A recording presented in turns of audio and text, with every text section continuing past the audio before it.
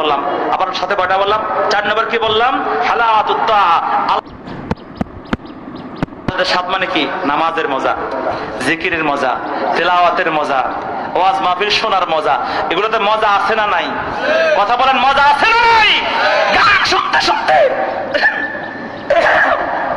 গান